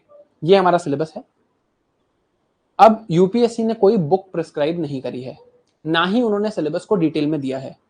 तो अब अगर मुझे समझना है कि what I need to read, the best thing to do is to look at previous year questions, right? And you can look at videos on my YouTube channel. My YouTube channel is Clarity for UPSC. वहां पर मैंने हर subject के previous year questions के through, evidence के through दिखाया है कि questions कहां से आते हैं और उसकी कौन सी बुक हमें पढ़नी चाहिए, ठीक है? अब Let's look at CSAT. CSAT is different. So it's maths and English, comprehension, logical reasoning, mental ability, etc. इन्होंने लिखा तो है क्लास 10th लेवल, बट ऐसा होता नहीं। अब आपने ये 2 पेपर दिए, ठीक है, आपने पहले पेपर दिए प्रीलिम्स में जनरल स्टडीज के और सीसैट के, ठीक है, एंड यू आर लाइक कि अच्छा यार अगर ये क्लियर हो गया तो आप आगे जाते हो मेंस में। जब प्रीलिम्स क्लियर हो जाता है ना यार, तो आप खुद को एक छोटा देवता समझने लगते हो। 10 लाख लोगों में आप 10,000 में आए हो, it's not a small thing. मेरा भी पहले प्रीलिम्स क्लियर हुआ था, मुझे बहुत अच्छा लगा था कि अरे फर्स्ट अटेम्प्ट में प्रीलिम्स कर दिया, क्या बढ़िया नंबर आए हैं वगैरह वगैरह। फिर ये एक छोटा सा पेपर आता है मेंस का, और आपकी ना थोड़ी जिंदगी सी तबाह हो जाती है इस पेपर में, क्योंकि इस पेपर में this is the most brutal exam that you will give in your life. सबसे ब्रूटल एग्जाम है जो आप अपनी लाइफ में दोगे कभी भी, ठीक है। क्यों भाई? 9 पेपर हैं, held over 5 days। Friday Saturday Sunday paper होगा, अगले सैटरडे संडे पेपर होगा, इस दिन ऐसे होगा, फिर दिन में 2 पेपर होंगे, GS1 GS2 GS3 GS4, English paper, Indian language paper, optional paper 1, optional paper 2। This is the brutal format of the mains. और प्रीलिम्स में तो फिर भी आपको सामने क्वेश्चन दिख जाता है और 4 ऑप्शन है, आपको बस करेक्ट ऑप्शन सिलेक्ट करना है। यहां पर क्या है? ब्लैंक पेज है, एक ब्लैंक पेज है, क्वेश्चन लिखा हुआ है और ब्लैंक पेज है। अब आपको लगेगा यार मैंने तो यूनिवर्सिटी में, कॉलेज में, स्कूल में हर बार ऐसे ही पेपर दिए, इसमें क्या दिक्कत है, तो मैं दे ही दूंगा। पास नहीं होना, दूसरों से बेटर आंसर लिखने हैं। 10 मार्क्स का क्वेश्चन आता है ना अगर, तो पेपर के टाइम पे 7 मिनट्स होते हैं लिखने के लिए, 7 मिनट्स बस, ठीक है। क्वेश्चंस इजी नहीं होते और पेजेस लिमिटेड होते हैं। ऐसे होती है मेंस की आंसर शीट, क्वेश्चन लिखा है, यहां पर एक पेज है, नेक्स्ट पेज है, यहां पर पेज है, अब अगले तीसरे पेज पे अगला क्वेश्चन लिखा है। तो इन्हीं 2 पेजेस में आपको आंसर करना है इस 10 मार्कर को, 7 मिनट्स में करना है, और टफ है। Interpreting the question is difficult, recalling the content is difficult, and you have to write better answers than those who are already in the service, and you have to do it consistently। 9 से 12 paper, 2 से 5 paper, फिर अगले दिन 9 से 12 paper, 2 से 5 paper, right. This is the most brutal stage of the exam. And अगर ये brutal stage, ये जो ब्रूटल स्टेज है, अगर ये ब्रूटल स्टेज के थ्रू आप एक बार भी निकल जाओ, राइट, तो आपको लाइफ में जनरली ह्यूमिलिटी आ जाती है और आपको रियलाइज हो जाता है यार कि हम्बल होने में खुशी है, क्योंकि इतना टफ होता है, इतना टफ होता है कि नानी याद आ जाएगी। मतलब that is the level of toughness that is there in this paper. ये सबसे ब्रूटल स्टेज है। और इसका अगर आप सिलेबस देखोगे, राइट, प्रीलिम्स में जो चीजें आती हैं वो तो आती हैं, जैसे प्रीलिम्स में हिस्ट्री और ज्योग्राफी आता है, बट इंडियन सोसाइटी भी आएगा। प्रीलिम्स में पॉलिटी आता है, यहाँ पर IR भी आएगा, सोशल इश्यूज भी आएंगे, गवर्नेंस भी आएगा। इकोनॉमी तो प्रीलिम्स में आता है, बट एग्रीकल्चर भी आएगा। साइंस एंड टेक और एनवायरनमेंट तो प्रीलिम्स में आता है, यहां डिजास्टर मैनेजमेंट और सिक्योरिटी भी आएगा। एथिक्स, इंटेग्रिटी एंड एप्टीट्यूड एक पूरा नया पेपर बन जाता है, राइट। एसेज आते हैं, 2 एसे आते हैं 125 मार्क्स के। जो मैंने पहला एसे लिखा था ना अपने पहले अटेम्प्ट में, you know what the title of that essay was? I had to write 12 pages on it. 12 page लिखने थे मुझे। You know what the title of the essay was? जो क्वेश्चन पेपर था, The process of self-discovery has now been technologically outsourced. The process of self-discovery has now been technologically outsourced. ये ऐसे था। आसान लग रहा है? नहीं होता आसान, राइट। और फिर ऑप्शनल के 2 पेपर थे। ऑप्शनल में यूपीएससी आपसे क्या एक्सपेक्ट करता है? आप जो भी सब्जेक्ट ले रहे हो उसकी ऑनर्स लेवल की नॉलेज लिखा हुआ है यूपीएससी की नोटिफिकेशन में। तो ऑनर्स लेवल पे मैं एक सब्जेक्ट पढ़ूं, उसके बाद मैं ये सारे सब्जेक्ट पढ़ूं, फिर मैं एसए भी पढ़ूं, फिर मैं पेपर दूं 5 दिन में 9 पेपर, उसमें भी मैं दूसरों से बेटर लिखूं, जहां 1-1 मार्क की फाइट है। क्योंकि प्रीलिम्स के मार्क्स फाइनल रिजल्ट में काउंट नहीं होते, बट मेंस के मार्क्स फाइनल रिजल्ट में काउंट होते हैं, ठीक है। 1-1 नंबर की फाइट भी करूं लोगों से, और फिर वो लोग भी बैठ के पेपर देंगे जो पहले से अपीयर हो चुके हैं, राइट। डरा नहीं रहा हूं, रियलिटी बता रहा हूं। जितने लोग भी आपके साथ ये वेबिनार्स करते हैं ना, उनका एक पर्पस होता है, ठीक है। उनका पर्पस होता है कि आपको बताया जाए कि अरे आप कर लोगे, कोई दिक्कत ही नहीं है, आप कर लोगे, आ जाओ हमसे पढ़ लो। मैं ऐसा नहीं हूं, मैं सिर्फ सच बोलूंगा आपको, ठीक है। You some of you might feel after this webinar के नहीं यार मेरे बस का नहीं है, तो बहुत टफ है, राइट, एंड गुड। अगर ऐसा लगता है तो आज ही कर लो ये, it's better than wasting your time here, because है tough, you will need all the help that you get, right? अगर I have no doubt that Sarthi IAS has the best teachers in the industry right now. पूरी industry में कोई ऐसा है ही नहीं जहां पर सिलेक्टेड लोग पढ़ा रहे हो. I have been selected in the exam. Mudit sir has been selected 3 times. Varun sir has given the interview twice. Sajal sir has given the interview 3 times. किसी के पास ऐसी टीम नहीं है. मैं आपको बता रहा हूँ एग्जाम इतना टफ है कि अगर हम चारों लोग भी आपके सर पे खड़े होकर आपको पढ़ा लें तो भी हम गारंटी नहीं कर सकते कि आपका एग्जाम क्लियर हो जाएगा. That's how tough it is and we don't lie about it. But हाँ ये बात फैक्ट है कि अगर हम पढ़ाएंगे तो आपको ऐसी और टीम कहीं नहीं मिलेगी, right, and you can check that. आप चेक कर लो, लोगों के नाम पे मत जाना कि ओहो इतना बड़ा teacher, look at there credibility first, ठीक है. चलो हमने मेंस निकाल लिया, ठीक है, मेंस की बात हमने कर ली. मेंस में generally you have 7 minutes to write a 10 marker, 11 minutes to write a 15 marker. बहुत ही ब्रूटल और हाई इंटेंसिटी पेपर है. उसके बाद भी एक चीज होनी है कॉल्ड द पर्सनैलिटी टेस्ट. क्या प्रॉब्लम है यहाँ पे, जब आप पर्सनैलिटी टेस्ट देने जाते हो ना, आप ऐसे बैठे होते हो छोटी सी चेयर में, यहाँ पर सामने 5 लोग होते हैं. ये पांचों लोग इंडिविजुअली 30+ ईयर्स स्पेंड कर चुके हैं गवर्नमेंट सर्विस में. आपने अर्थ पे भी 30 ईयर स्पेंड नहीं किए हैं, इन्होंने गवर्नमेंट सर्विस में 30 ईयर स्पेंड कर लिए हैं. और इनके सामने आपको कॉन्फिडेंस से बोलना है. See personality can't be shaped overnight, ठीक है, and that is why this is something that you need to start developing today. आज से ये स्किल तो आपको करना ही है develop, that learn to be confident when you express something in front of anybody.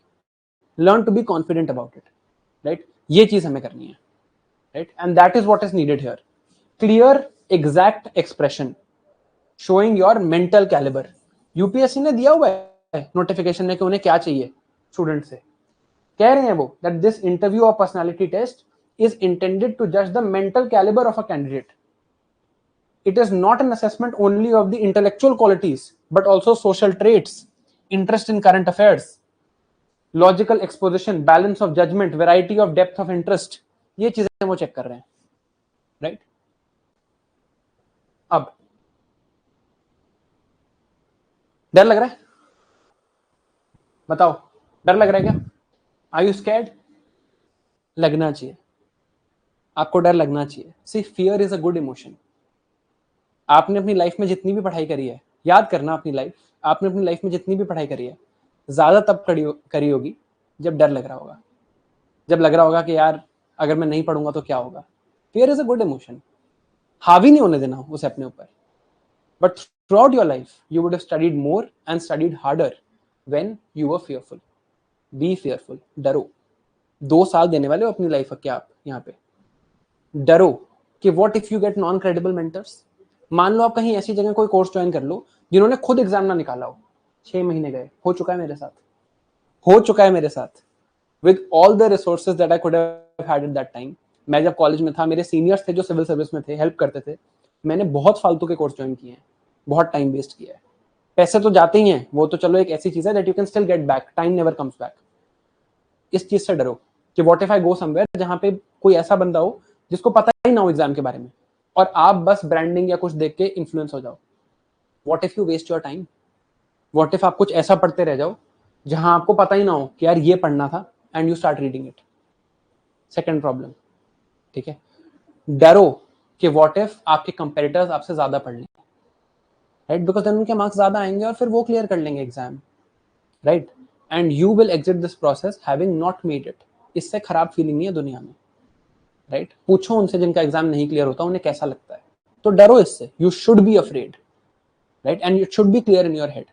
या तो पहले ही बोल दो कि यार मेरे बस का नहीं है, too tough for me, I don't want to be in the most elite group of people in the country. That's okay. कह दो, मना कर दो, हाँ ठीक है मुझे नहीं होना, कोई शर्म नहीं है इसमें, ठीक है. बट अगर आपको होना है then commit to it. There will be people who will tell you it's very easy. बहुत लोग मिल जाएंगे आपको भी, है ना, जो कहेंगे यार बहुत आसान है, कर ले। And there will be people who will tell you it's very tough. आप भी मेहनत करो, मैं आपको ये गारंटी दे रहा हूं कि मैं आपसे ज्यादा मेहनत करूंगा, साथ में करते हैं, राइट। और फिर देखते हैं यार, टफ तो है, ठीक है, इनमें से जो बात आपको सच्ची लगे वो आप सिलेक्ट कर लेना, बट रियलिटी है स्टैट्स डोंट चेंज, है ना। Now let's plan for 2027। अगर मुझे प्लान करना है 2027 के लिए तो मैं कैसे करूं? आज से मुझे मान लो प्लान करना है, मैं आज से स्टार्ट कर रहा हूं, तो मुझे कैसे प्लान करना चाहिए? दो चीजें यहां पे लिखने वाला हूं मैं अभी। इन दोनों चीजों को ना just take them to heart, ठीक है। हो सकता है आप बिलीव नहीं कर पाओगे क्योंकि आपको इतनी बार ये चीज ठूस दी गई होगी, but please believe what I am writing on the board and I will tell you why.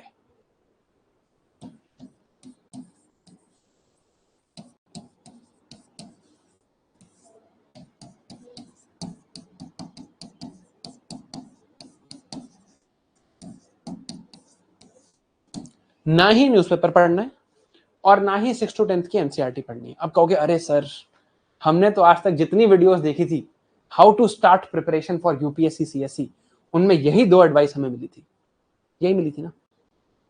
अब मैं कह रहा हूं नहीं पढ़ना। अब ये एक तो या तो मैं अपना क्रेडिबिलिटी कहूं कि देखो मैंने खुद एग्जाम निकाला है, मैं बता रहा हूं कुछ नहीं होता इससे, ठीक है। बट आप कहोगे नहीं सर दूसरे लोग भी कह रहे हैं, अब मैं प्रूव कर देता हूं आपको, लॉजिक लगाओ। ये स्किल जो मैं आपको अभी दिखाने वाला हूं ना, ये सबसे इंपॉर्टेंट है। This skill is called critical thinking. कोई आपको कोई बात बोले, राइट, उसको क्रिटिकली सोचना आना चाहिए ऑफ योर ओन। इंसान को क्रिटिसाइज नहीं करना है कि देखो ये कह रहा है न्यूज़पेपर पढ़ना है बट इसकी तो शक्ल ही गंदी है तो मैं नहीं पढ़ूंगा, ऐसे नहीं करना। उस आइडिया को क्रिटिकली एनालाइज करना है। किसी ने आपको बोला होगा आज से पहले न्यूज़पेपर पढ़ना स्टार्ट कर दो, आपने पढ़ा भी होगा, आई एम श्योर आप में से कई लोगों ने पढ़ा होगा। अब क्रिटिकल एनालिसिस इस आइडिया का ये है कि भाई मुझे समझ आएगा, न्यूज़पेपर में हेडलाइन है RBI cuts repo rate by 25 basis points. क्या समझ आ रहा है तुम्हें इससे? कुछ भी नहीं। जब तक आपको फाउंडेशन सब्जेक्ट्स की बेसिक अंडरस्टैंडिंग नहीं है, ये काम करके आप सिर्फ अपना टाइम वेस्ट कर रहे हो। दूसरा क्रिटिकल एनालिसिस, मुझे तो पेपर 2027 में देना है, अभी 2025 चल रहा है, क्या 2 साल पुराना करंट अफेयर्स भी डायरेक्टली न्यूज़पेपर से आता है? एंड मोर इंपॉर्टेंटली, जो मैं आज पढ़ रहा हूं क्या मुझे याद रहेगा 2 साल बाद तक? नहीं। रिवाइज जो चीज नहीं करोगे वो तो वैसे ही याद नहीं रहेगी। तो on critical analysis we can say that this is a very bad decision and an absolute complete waste of your time if अगर आप अभी न्यूज़पेपर पढ़ रहे हो without doing these things. Second, class 6 to 10th की NCERT. Sir कह रहे हैं बेसिक्स बनाओ, तो ऐसे तो बेसिक्स तो ऐसे ही बनेंगे, इसका भी क्रिटिकल एनालिसिस करते हैं। क्या 6 to 10th की एनसीईआरटी यूपीएससी के स्टूडेंट्स के लिए लिखी गई है या 6 to 10th क्लास के बच्चों के लिए लिखी गई है? जिस भी ऑर्गेनाइजेशन ने, सीबीएसई ने जैसे ये बुक्स लिखी हैं, तो सीबीएसई ये सोच के लिखता है कि यार जब कोई कॉलेज से निकल के यूपीएससी की प्रिपरेशन करेगा तब उसे बुक पढ़नी होगी, तो मैं अपनी बुक ऐसे लिखता हूं। ऐसे सोचता है सीबीएसई। ये ऐसे सोचता है कि 6th क्लास का बच्चा जो अभी 5th पास करके आया है उसको बेसिक अंडरस्टैंडिंग दे देते हैं, उसको ये बुक पढ़नी है। कैसे सोचता है सीबीएसई बुक लिखते हुए? Obviously the second case. तो this book is it written for you? No. Second, भाई आपके सामने है 6 to 10th की एनसीईआरटी फ्रीली अवेलेबल है, पीडीएफ है ना। यूपीएससी का पेपर फ्रीली अवेलेबल है 2025 का। पिछले साल के प्रीलिम्स में ऐसे कितने क्वेश्चन हैं जो इन बुक से सॉल्वेबल हैं? नॉट इवन वन, एक भी नहीं है जो डायरेक्टली इन बुक से सॉल्वेबल हो। 6 to 10th लिखा है मैंने, 11 12th नहीं लिखा जान के। तो फिर मैं क्यों लगाऊं इस पे time? Am I this dumb that I need to read a 6th class की बुक? एक ऐसी बुक जो एक 6ठी क्लास के बच्चे के लिए लिखी गई है वो पढ़ूंगा मैं स्टार्ट करूंगा स्टैंडर्ड बुक से, ठीक है। I will start with standard books, और better I will start with credible teachers teaching at a credible institute. उसके बाद अगर मुझे समझ नहीं आया तो मैं देख लूंगा। मान लो अगर कोई ऐसी चीज है यार, अब 11th क्लास की एनसीईआरटी खोल के देखना आप ज्योग्राफी की, ठीक है, ऐसा कुछ नहीं है जो आपको समझ नहीं आएगा। और अगर समझ नहीं आ रहा तो डेफिनेटली उससे पीछे की क्लास की तो पढ़ के समझ, ऐसा तो होगा नहीं कि आप पढ़ के समझ आ गया उससे पहले का। ऐसा नहीं होने वाला कि मैंने 11th क्लास की एनसीईआरटी खोली, उसमें अर्थक्वेक्स पे चैप्टर था, उसमें एस और पी वेव्स का कॉन्सेप्ट दिया हुआ था, वो तो मुझे समझ नहीं आ रहा, बट अगर मैं 7th क्लास की एनसीईआरटी पढ़ूंगा उसमें लिखा होगा वो। ऐसा तो नहीं होगा ना यार। और आज की डेट में, एआई की एज में, जहां हमें पता है कि यार चैट जीपीटी को कुछ भी बोल दो, explain this in simple words, तो वो एक्सप्लेन करके दे देता है। मैं क्यों करूं टाइम वेस्ट यहाँ पे जब इनसे क्वेश्चन भी नहीं आते? जस्ट क्योंकि उस दिन वो देखो वो टॉपर ने बोला था, अरे भाई आप खुद एनालिसिस कर लो ना, खुद सोच लो। और ये भी, ये समझ नहीं आ सकता आपको, तो पहले तो ये एडवाइस प्लीज ध्यान में रख लो कि ना ही न्यूज़पेपर पढ़ोगे अभी और ना ही एनसीईआरटीज पढ़ोगे, ठीक है। लॉजिक लग रहा हो बात में तो ही फॉलो करना, इसलिए मत फॉलो करना क्योंकि मैंने एग्जाम निकाला है, ठीक है। हो सकता है कि बिल्कुल लॉजिकल ना लग रही हो आपको बात, तो छोड़ दो, मत करो फॉलो, अपना दिमाग लगाओ, ठीक है। लर्न टू थिंक क्रिटिकली, कुछ नहीं सीखोगे तो यहाँ पे ये सीख के जाओ, ठीक है। मेरा क्या आइडिया है कि आपको कैसे प्रिपेयर करना चाहिए। पहले कुछ फाउंडेशन सब्जेक्ट्स पढ़ो, ये हैं बेसिक कोर बेसिक सब्जेक्ट्स जिनके बिना आगे नहीं बढ़ा जाता। पॉलिटी, ज्योग्राफी, हिस्ट्री, इकोनॉमी, ये 4 चीजें पढ़ो। जब ये 4 चीजें पढ़ लोगे तो न्यूज़पेपर समझ आने लगेगा। तब न्यूज़पेपर पढ़ना स्टार्ट करना, then you will actually know. Economy में पढ़ोगे ना रिपो रेट, पॉलिटी में पढ़ोगे ना कॉन्स्टिट्यूशन, पहले ये 4 सब्जेक्ट पढ़ो, एक बेसिक अंडरस्टैंडिंग बन जाएगी। अब ये 4 सब्जेक्ट करने में ब्रॉडली 6 मंथ्स का टाइम लगता है। ब्रॉडली आप हमारे साथ फाउंडेशन कोर्स में करोगे तो भी 6 मंथ्स लगेंगे, खुद करोगे तो भी 6 मंथ्स लगेंगे। यहां करोगे तो ऑब्वियसली आपको बहुत ज्यादा आता होगा, इसकी कोई मैं गारंटी दे सकता हूँ, क्योंकि मुझे ही पढ़ाना है फिर आपको, है ना। अब 6 महीने लग गए, अब मुझे क्या करना चाहिए। चलो मैं नवंबर 2027 से मैं स्टार्ट करता हूँ, ठीक है। अब मैंने 6 मंथ्स लगा दिए पढ़ने में, ठीक है। तो मैं पहुंच गया कहां तक, मैं पहुंच गया अराउंड अप्रैल टू मई 2026 में पहुंच गया, और मैंने ये 4 सब्जेक्ट कवर कर लिए। अभी इस पे भी आऊंगा कि एक सब्जेक्ट को कवर करने का मतलब क्या होता है। What do you mean when you say I have covered this subject, इस बारे में भी बात करूंगा। बट ठीक है, मैंने 6 महीने लगा लिए, अब क्या करूं। मेरा बेस तो सेट हो गया, वो बेसिक चीज समझ आ गई। जो भी बात कहूंगा लॉजिक के साथ कहूंगा, बिना लॉजिक के कुछ नहीं कहूंगा, ठीक है। अब 2 स्टेज हैं एग्जाम के, इंटरव्यू की तैयारी तो मैं अभी कर नहीं सकता। 2 स्टेज हैं, या तो प्रीलिम्स या मेंस। सिलेबस किसका ज्यादा है, मेंस का। ज्यादा टफ कौन सा है, मेंस है। ज्यादा बड़ा कौन सा है, मेंस है। ज्यादा इंपॉर्टेंस किसकी है फाइनल सिलेक्शन में, मेंस की है। तो किसकी प्रिपरेशन कब करनी चाहिए, जब मेरे पास टाइम हो, मेंस की करनी चाहिए। इसके बाद फ्रॉम अप्रैल एंड मई 2026, जब आपके ये बेसिक सब्जेक्ट खत्म हो, till December 2026 you should spend time preparing for mains.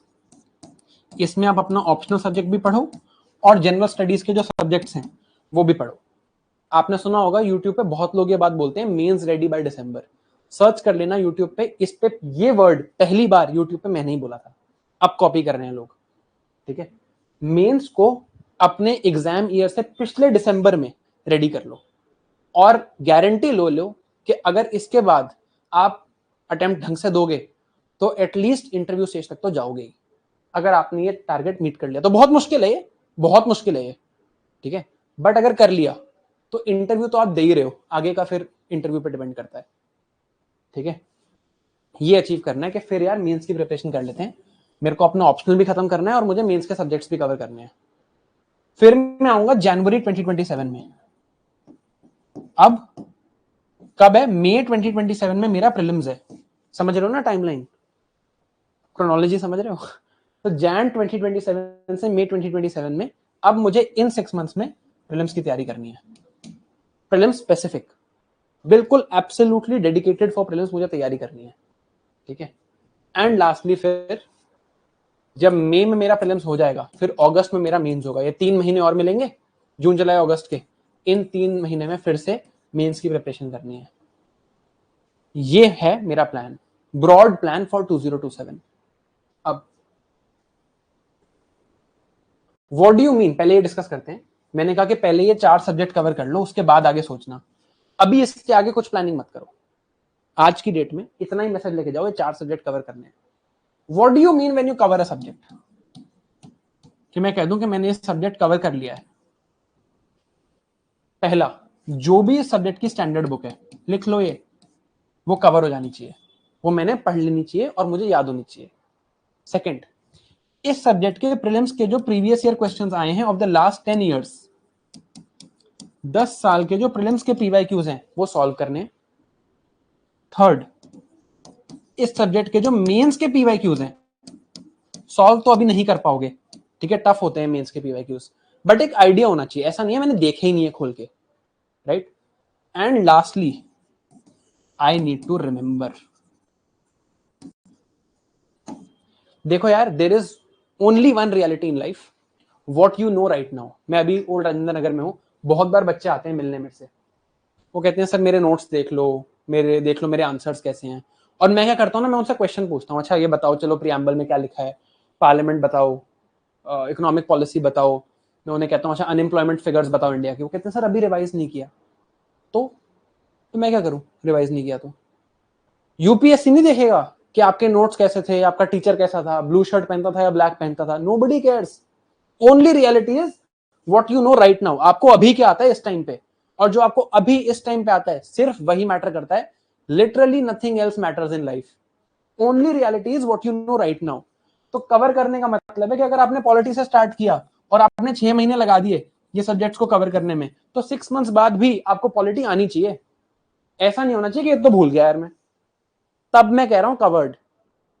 8 से 10 घंटे लगाओगे ना रोज, मैं आपको चलो कहता हूं सारथी ऐसे बेटर कंटेंट कहीं नहीं है। हमारा कंटेंट रोज देखोगे, रोज पढ़ोगे 6 घंटे तो भी शायद ना हो पाए, जबकि we take a weekly test also, क्योंकि मैंने ही डिजाइन किया है ये प्रोग्राम। तो मुझे पता है कि आप पॉलिटिक्स से स्टार्ट करोगे तो हर वीक आप एक टेस्ट लोगे, जो मैं आपको टेस्ट दूंगा, right. Every week you will be tested, every 2 to 3 weeks I'll come and do a surprise session with you and say कि यार अच्छा चलो एक्टिव रिकॉल करते हैं, राइट। मींस के लिए हम आपको स्पेसिफिकली अलग से पढ़ाएंगे, तब भी मैं कह रहा हूं हो सकता है कि आप डिलीवर ना कर पाओ, क्योंकि है ही इतना टफ। 8 to 10 आवर्स की डेली स्टडी चाहिए, daily, right. Even with the best content that you will get here, a lot of effort will be needed on your and. मैंने नहीं बोल सकता ये कि आप सारथी आईएएस आ जाओ और आप सिलेक्ट हो जाओगे, ये बोल सकता हूं आप सारथी आईएएस आ जाओ, इससे बेटर कंटेंट कहीं नहीं है, कहीं नहीं है, पूरी इंडस्ट्री में कहीं नहीं है, क्योंकि है नहीं ना, ऐसे लोग नहीं है और कहीं। Content comes from people, there are no set of selected and interview appeared people anywhere else जितने यहाँ पे हैं, राइट। देख सकते हो आप हमारी टीम को, बट आपका एफर्ट फिर भी चाहिए होगा, और बहुत चाहिए होगा, राइट। अब what does an ideal week look like? Monday to Saturday पढ़ो, संडे को रिजर्व रखो, संडे को आधा दिन आपको ब्रेक मिल सकता है अगर आपको मंडे टू सैटरडे जो पढ़ा है वो याद है।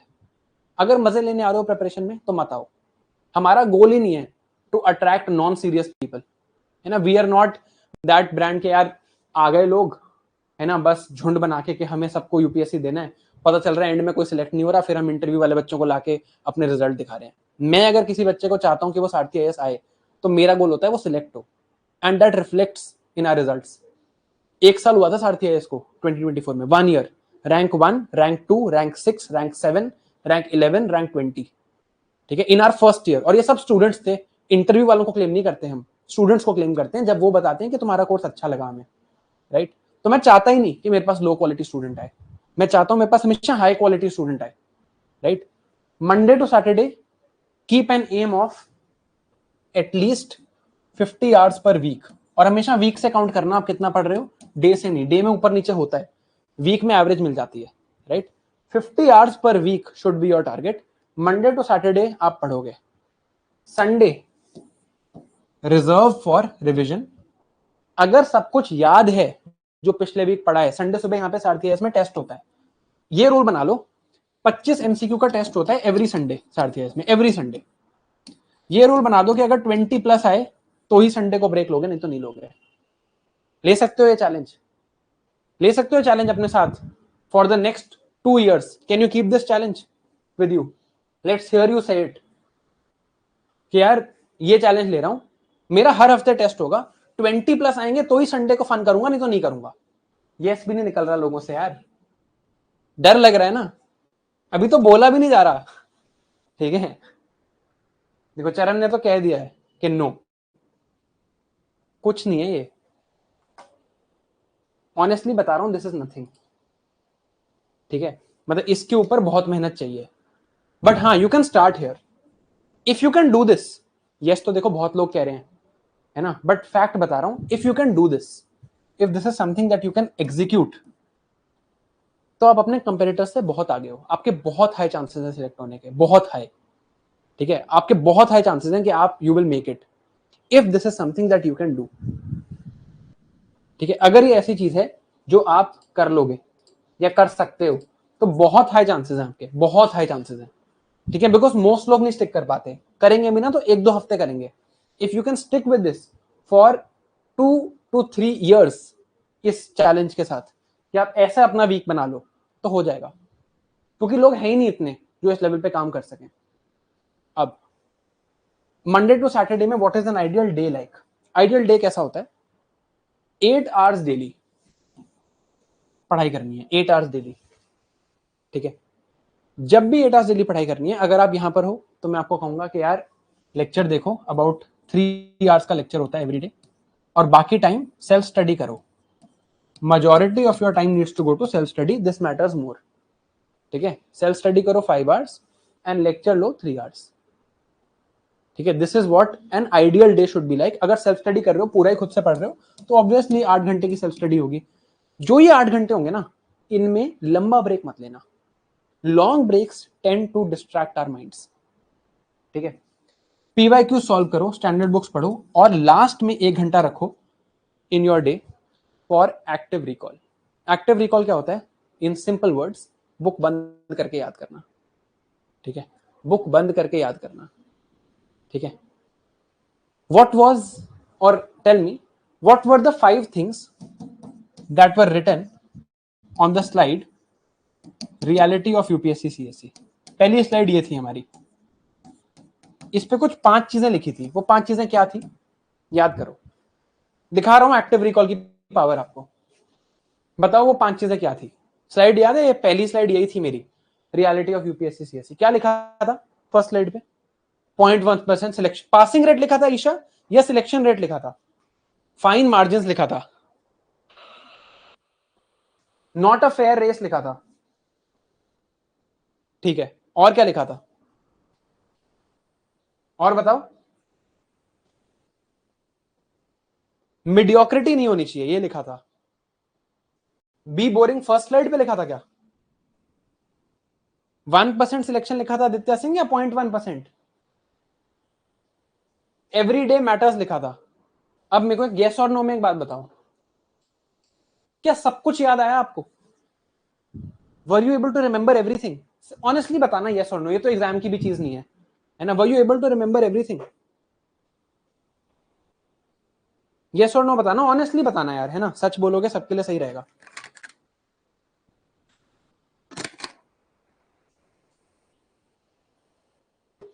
ठीक है, आपको एक एक्सरसाइज करके दिखा रहा हूं, आप सारथी आईएएस में पढ़ो या नहीं, ये आपकी खुद की मर्जी है। ये एक्सरसाइज जो मैं आपके साथ अभी करूंगा ना, ये लाइफ लॉन्ग याद रखना, हमेशा काम आएगी। ये 5 चीजें थी, बी बोरिंग नहीं था। ठीक है, अब मैं आपको कहता हूं यार इस स्लाइड को रिवाइज कर लो। हमारा क्या तरीका होता है रिवाइज करने का?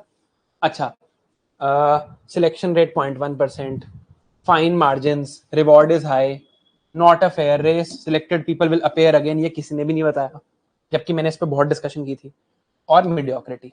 ऐसे रिवाइज करते हैं ना लाइफ में। जब भी हमें को बोलता है रिवाइज करने के लिए, हम क्या करते हैं? दोबारा पढ़ लेते हैं, यार चलो एक और बार रीड कर लिया तो रिवाइज हो गया। यही है ना हमारा तरीका रिवाइज करने का? नहीं होता ऐसे, नहीं बनती ऐसे बात, ऑनेस्टली ऐसे बात नहीं बनती।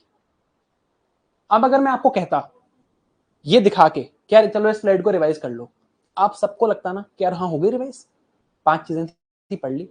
1 घंटा हुआ है सेशन को, मैंने स्लाइड पे टाइम भी लगाया था, ऐसा तो नहीं है कि मैंने जल्दी से भगा दी थी। 20-25 मिनट तो हमने इस बात को डिस्कस किया है कि फेयर रेस नहीं है, क्या है, क्या कहानी है। तब भी आपको आधा भी याद नहीं है। आपकी गलती नहीं है इसमें कोई, मेरे को भी याद नहीं होता, ऐसे ही होता है हमारा ब्रेन, राइट? बट मैं आपको फैक्ट बता रहा हूं, क्योंकि आपने अभी सोच लिया। मैंने पहले आपको टेस्ट किया कि यार बताओ क्या याद है, और फिर आपको आंसर दिखाया, है ना? अब आप लाइफ लॉन्ग इस स्लाइड को नहीं भूलोगे। और याद करो अपनी लाइफ, जब कभी पहले टेस्ट में गलती हुई है आपसे, कोई टेस्ट था स्कूल का, कॉलेज का, टेस्ट में कोई क्वेश्चन गलत हुआ है, गलत वाला हमेशा याद रहता है, सही वाला चाहे भूल जाए, गलती याद रहती है। ये ना हमारा एवोल्यूशन है। When we were hunter gatherers living in the forest, तब क्या था ना कि हमारा सर्वाइवल इंस्टिंक्ट था। मान लो एक जगह कहीं पे पैर रख दिया फॉरेस्ट में, वहां से बहुत ज्यादा आवाज हो गई, तो डर लगता था कि यार कोई गोरिल्ला आके ना खा जाए, कोई लायन आके ना खा जाए, राइट। तो नेक्स्ट टाइम जब वहां से जाते थे तो आपके ब्रेन में ये एवोल्यूशनरी टेंडेंसी थी to remember those missteps. So you are evolutionarily wired to remember your mistakes. तो करो गलतियां। स्कूल में, कॉलेज में हमेशा हमें सिखाया जाता है कि गलतियां नहीं करनी, यार गलती ना हो जाए, है ना। यहां मैंने आपसे क्या कराया, मैंने आपसे गलती करवाई, मैंने आपको बोला यार कि याद करो, हो जाए गलती कोई बात नहीं, एग्जाम में गलती नहीं होनी चाहिए, उससे पहले चाहे हर दिन होती रहे, अब कभी नहीं भूलोगे। और ये फिनोमेना नोटिस किया है ना आपने, सच बताना कि कॉलेज में जो गलत हो जाता था, स्कूल में कुछ गलत हो जाता था, तो हमेशा याद रहता था, राइट। वो हमेशा, अभी भी याद होगा आपको, दो तीन चीजें याद होंगी कि अरे यार वो उस दिन वो गलती हुई थी, राइट। है ऐसा या नहीं है, बताओ,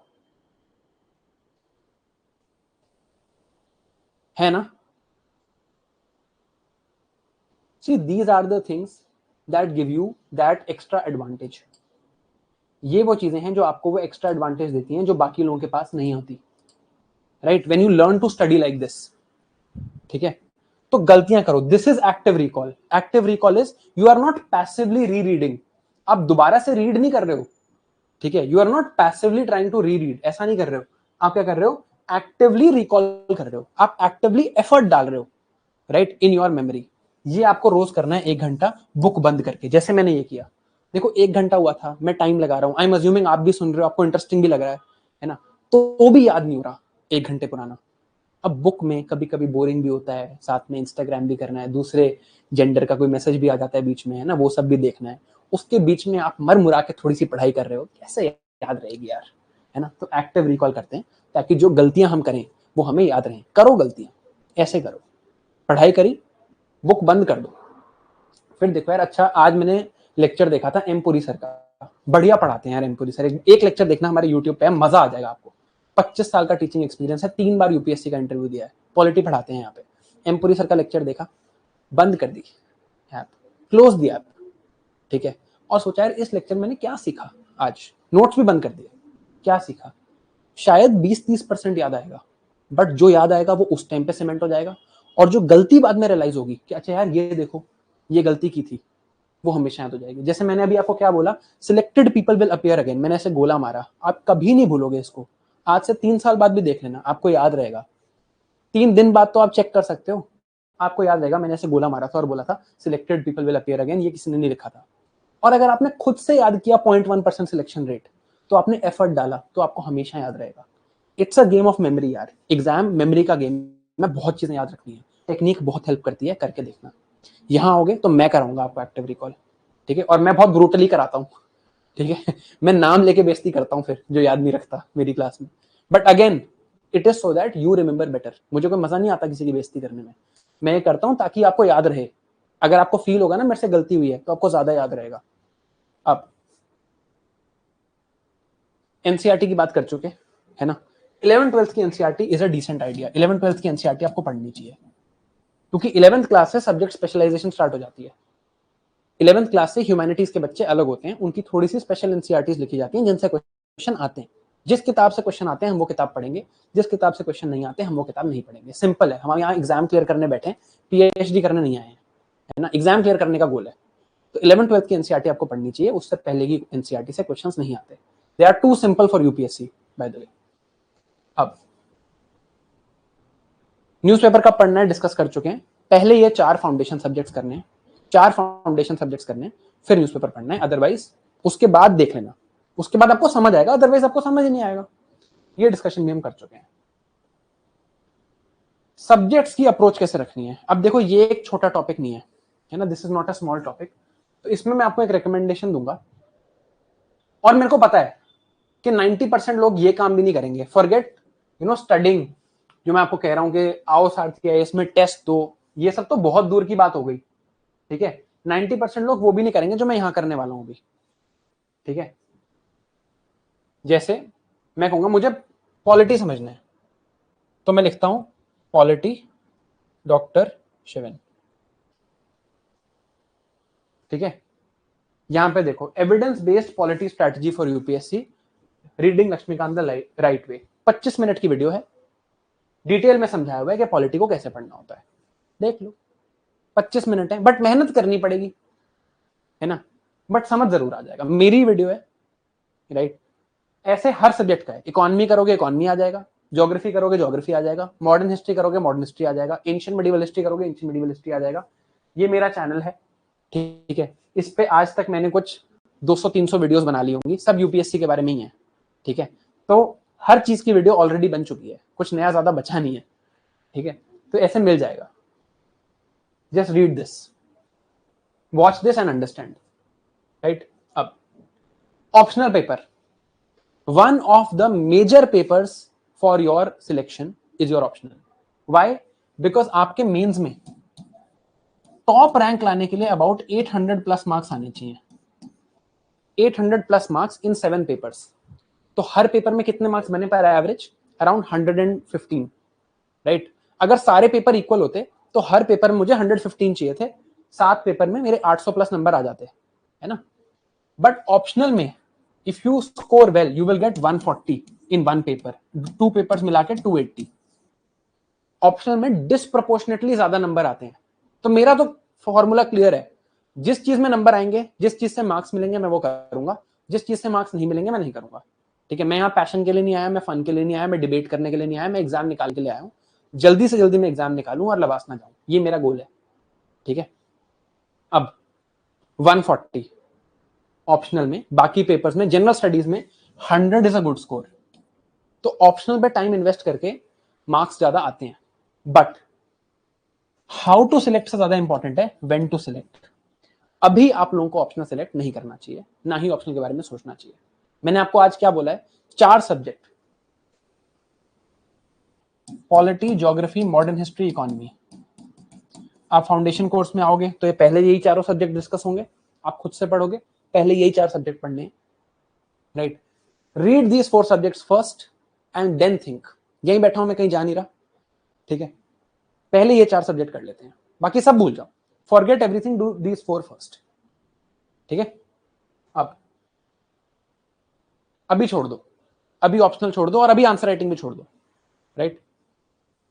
क्या लिखा है? Start answer writing after studying your foundation subjects, leave everything aside, ठीक है। जितनी सिंपल एडवाइस होती है ना उतनी अच्छी लगती है मेरे को। मैं आपको कहूं ये 17-18 चीजें कर लो, आपको भी लगेगा यार ये कैसे मैनेज होगा। मैं कह रहा हूं 4 सब्जेक्ट हैं, उनके प्रीवियस ईयर क्वेश्चन कर लो, उनकी स्टैंडर्ड किताबें पढ़ लो, उनको कैसे पढ़ना है उसकी वीडियोस बनी हुई हैं। यहां आते हो तो कोई वीडियो देखने की जरूरत नहीं है, मैं करवा दूंगा। इतनी बुरी तरह से मेहनत कराऊंगा ना, आप रिक्वेस्ट करोगे कि सर छुट्टी दे दो। यही होता है, दिवाली पे क्लास ली थी, तो दिवाली के एक दिन बाद तो बच्चे रिक्वेस्ट कर रहे थे सर प्लीज छुट्टी। मैं कहता हूँ भाई सिलेक्ट होना तो किस बात की छुट्टी, राइट। बट अगर खुद से भी कर रहे हो, वॉच द वीडियोस, उसे समझ आ जाएगा पढ़ना कैसे है, ठीक है। एंड दैट इज इट, ये कर लो बस 4, बाकी सब छोड़ दो। अभी कल तो एग्जाम है नहीं, मान लो अभी आपको आंसर राइटिंग की एग्जैक्ट स्ट्रेटजी नहीं भी पता, तो क्या हो गया, 3-4 महीने बाद पता चल जाएगी। तब भी ये बेसिक्स तो करने ही पड़ेंगे ना, इसके बिना तो नहीं हो रहे आप सिलेक्ट। तो पहले ये 4 कर लेते हैं, बाकी सब छोड़ दो, लीव एवरीथिंग एल्स असाइड, ये 4 कर लो पहले, ठीक है। अब आइडियल अप्रोच क्या है, ऑलरेडी डिस्कस कर चुके हैं। या तो ये अप्रोच फॉलो कर लो कि 11th-12th की एनसीईआरटी पढ़ो, स्टैंडर्ड बुक पढ़ो, देन रेफरेंस बुक से ऐड करो।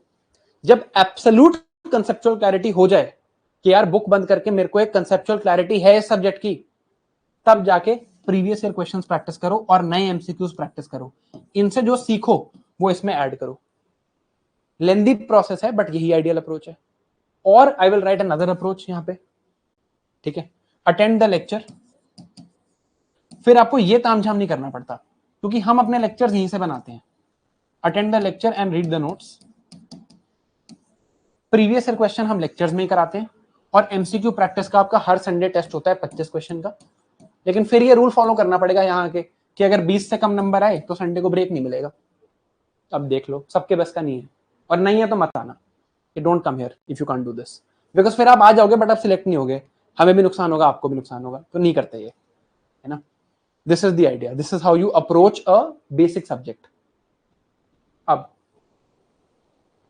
प्रिपेयरिंग व्हाइल इन कॉलेज, ठीक है। मैंने आज ही, आप अगर यहां जाओगे सारथी आईएएस पे, right, this is Sarathi IAS. ये देखो फ्री एनसीईआरटी, सबको एनसीईआरटी पढ़ाने में खुश होता है, सब खुश है एनसीईआरटी पढ़ा के, है ना, सबको पढ़ाना होता है एनसीईआरटी। कोई भी देखोगे ना एनसीईआरटी पढ़ लो, आसान है पढ़ाना एनसीईआरटी यार, मुश्किल बुक्स पढ़ाना मुश्किल है, एनसीईआरटी पढ़ाना आसान है, तो लोग एनसीईआरटी पढ़ाते रहते हैं, ऐड चला चला के एनसीईआरटी पढ़ा रहे हैं। क्वेश्चन कितने आते हैं एनसीईआरटी से, कोई जवाब नहीं देता। ये वीडियो है how to prepare for UPSC while in college, ये मैंने आज डाली थी। अगर आप कॉलेज में हैं तो ये वीडियो देख लेना, मैंने भी कॉलेज में प्रिपरेशन स्टार्ट की थी अपने 3rd ईयर में, इसमें पूरी कहानी बताई हुई है, राइट। अब ठीक है, preparing as a working professional, इसके बारे में मैं कुछ बात करूंगा। एक छोटा सा प्रिंसिपल बोलूंगा, अगेन देखो मैं कोई आसान चीजें रेकमेंड नहीं करता क्योंकि आसान है नहीं एग्जाम, है ना, वो आपको समझ आ गया होगा। वर्किंग प्रोफेशनल हो तो एक डिस्कशन करते हैं, जॉब करने का डिसीजन किसका, आपका। जॉब करने से फायदा किसको हो रहा है, आपको हो रहा है, सैलरी आ रही होगी, फ्री में तो कर नहीं रहे, है ना। अब जॉब करने से नुकसान भी है एक, टाइम। जॉब करने का डिसीजन आपका, जॉब की सैलरी के एडवांटेजेस आपके, जो मेंटल सिक्योरिटी है वो आपकी, जो खुशी मिली होगी आपको जब जॉब मिली होगी तो आपकी। तो अब जो जॉब से डिसएडवांटेज है कि टाइम कम है, ये डिसएडवांटेज कौन उठाएगा, आप ही उठाओगे ना। पहले इस बात को क्लियर कर लो, कोई मैजिक फॉर्मूला नहीं है यार, पढ़ाई तो चेंज होनी जाएगी अगर आप जॉब कर रहे हो। यूपीएससी डजंट केयर, जॉब कर रहे हो सकता है आपकी घर पे ऐसी फाइनेंशियल कंडीशंस हो कि आपको करनी पड़ रही है job, still UPSC doesn't care. May be interview में आपको they will appreciate this fact, उससे पहले दे डोंट केयर, देखते ही नहीं आपको, जो आप लिखते हो उसको देखते हैं। अगर एक वर्किंग प्रोफेशनल हो, राइट, तो एक वो बताऊंगा मैं आपको rule, very tough to follow but very efficient in results. और मेरा यही अप्रोच रहता है, tough to follow but if you follow results are assured. जो भी आपके जॉब के टाइमिंग्स हैं, आपको दिन की देखो 6-7 घंटे की पढ़ाई तो करनी ही है, you have to study 6-7 hours a day, there is no other alternative, right. या फिर हम सेम मेट्रिक रखते हैं 50 आवर्स पर वीक। अब अगर आप वर्किंग प्रोफेशनल हो तो सैटरडे संडे को मैं अज्यूम कर रहा हूं कि आप सैटरडे संडे को ज्यादा पढ़ाई करोगे, अराउंड 12 आवर्स पर डे पढ़ाई करोगे, तो 24 आवर्स तो आप यहां निकाल लोगे, right. But what about the other days, जब आप मंडे टू फ्राइडे काम कर रहे हो, एक ही प्रिंसिपल बोलूंगा बस, before you go to work, मान लो you go to work from 10 AM to 6 PM, मान लो ये आपका वर्किंग शेड्यूल है, पढ़ाई before you go to work होगी। पढ़ाई अगर ये वर्किंग शेड्यूल है ना, तो पढ़ाई 4 AM टू 9 AM में होगी। वो क्या बोल रहा है, पागल है क्या, 4 बजे उठ के पढ़ाई करूंगा मैं, हाँ 4 बजे उठ के पढ़ाई करो। अगर आप वापस आके पढ़ाई करोगे वर्क के बाद तो आपका मन नहीं करेगा, आपकी ऑलरेडी ब्रेन पावर यहां पर यूज हो चुकी है, आपकी कैपेसिटी डिस्ट्रॉय हो चुकी है, राइट। उठ के पढ़ाई करो, चाहे 4 बजे मत उठो, 5 बजे उठ जाओ, 6 बजे उठ जाओ, 6 से 9 पढ़ लो, this will be much more productive than actually coming back and studying. When you come back and study as a working professional, college वालों के लिए भी ट्रू है ये, बाय द वे, जिस दिन कॉलेज में बहुत काम है वापस आके पढ़ाई नहीं होगी, सुबह होगी यार। जब ब्रेन यहां पर फ्राई हो जाता है फिर मन नहीं करता पढ़ाई करने का। Studying is a high mental capacity intensity work, right. तो वो इस दूसरे काम से, ये सेकेंडरी है ना, पढ़ाई प्राइमरी है, तो प्राइमरी चीज पहले होनी चाहिए, पढ़ाई पहले होगी, ठीक है। मुश्किल होता है फॉलो करना but do follow it if you can, right. ये टीम ने डाला है, मैंने नहीं, ठीक है। मैं आपको बता रहा हूं, we are starting on 27th, this is a batch for 2027। आना है आ जाना, नहीं आना है मत आना, that's totally up to you. मैं आपको किसी को नहीं कह रहा आने के लिए, ठीक है।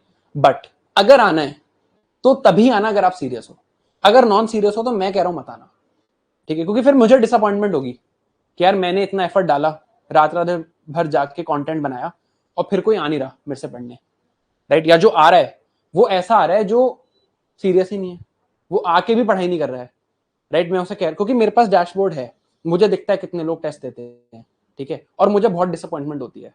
So only if you are serious and you actually want to get selected, come here, otherwise don't, ठीक है। Now final message to you, 2 तरह के मैसेज दूंगा। पहले तो थोड़ी सी मोटिवेशन दे देता हूं, ठीक है। ये देखो, लबासना में डिबेट की ट्रॉफी है ये, ठीक है। Is this motivating for you, is this motivating you? If this is not motivating you, I'll give you something more. When you go to Labasna, you get a Constitution of India with the Labasna logo embossed on it. ये वो है, right? One of my most prized possessions. Motivation हुई थोड़ा ये देख के? Constitution मिलती है, आपका नाम लिखा होता है और लबासना का लोगो होता है. Is this something that's motivating you? Motivating लग रहा है इससे? देखते हैं, बताओ यार, यस नो. ठीक है, अब मैं बताता हूं मेरा फाइनल मैसेज है क्या. ठीक है, मोटिवेशन इज टेम्पररी. आपने आज देखी है कॉन्स्टिट्यूशन, भूल जाओगे. ट्रॉफी देखी, भूल जाओगे. मोटिवेशन टेम्पररी होती है. Discipline and habits are permanent. ये परमानेंट होता है. ठीक है, डिसिप्लिन और हैबिट जो है ना वो परमानेंट होता है. मुझे 8 घंटे पढ़ना है तो पढ़ना है भाई, फितूर है, डिसिप्लिन है, करूंगा तो करूंगा. राइट, अगर मैंने डिसाइड कर लिया है कि मेरी हैबिट है पढ़ाई करने की, तो अगर मैं करूंगी रोज 8 घंटे पढ़ाई तो मैं करूंगी. अब मुझे कोई नहीं रोक सकता. ये चीज परमानेंट होती है. Discipline and habits are permanent. Run after this, never run after this. ठीक है, ये टेम्पररी है ना, भूल जाओगे 2-3 दिन में. ये परमानेंट है, इसके पीछे भागो. ये डेवलप करोगे तो सिलेक्ट होगे, ये डेवलप करोगे तो रील्स देखोगे, रॉयल एंट्री, है ना, ये सब छोड़ दो. इससे कुछ नहीं होता.